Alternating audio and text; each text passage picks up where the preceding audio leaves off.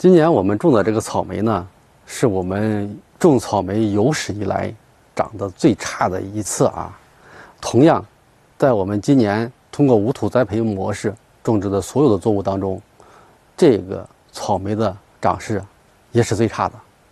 大家看一下，有很多的缺苗啊的一些孔径啊，实际上我们这个草莓呢，总共是栽种了2次。第一次几乎是全军覆没，然后第2次啊说是补栽，实际上就是重新栽种了第2次。所以说，仅仅这个苗的费用我们就投入了一个双倍。另外一个，你看这个苗相对是比较弱啊，比较弱的原因呢，是因为我们前期呢不敢去贸然的提升这个肥料的浓度，因为这种半水培呢，以前的时候没有一些数据在草莓上去管理的一些方案，都是我们需要一点一点去做实验去摸索出来的。所以说呢，这个严格来说就是我们的一个试验田。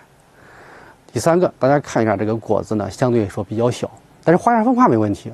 实际上这个也是和我们没有及时进行疏果有一个原因，另外一个呢，也是因为这个秧子呢整体长势比较弱啊，也有这个关系。还有一个就是我们这段时间呢，对棚室的温度管控也没有做到位，中午始终在35度这种高温，也是有很多的一些影响吧。欢迎来到付老师团队简易无土栽培基地，我是柴哥。刚才说了啊，我们这个半水培的高价式草莓啊，大量的一些缺点。实际上它的优点不是没有啊，而是通过今年这半年当中呢，我们不断的一些摸索，不断的一些试验呢，实际上获得了一些大量的一些数据。像这些数据呢，以后当中呢，我们还要不断的去验证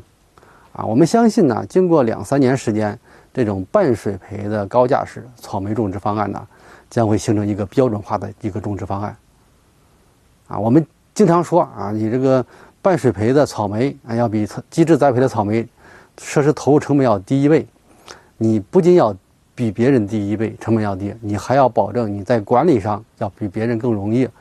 易标准化，更容易操作，这才是未来的一些设施啊，尤其是一些科技性的农业未来的发展的一些趋势、一些方向。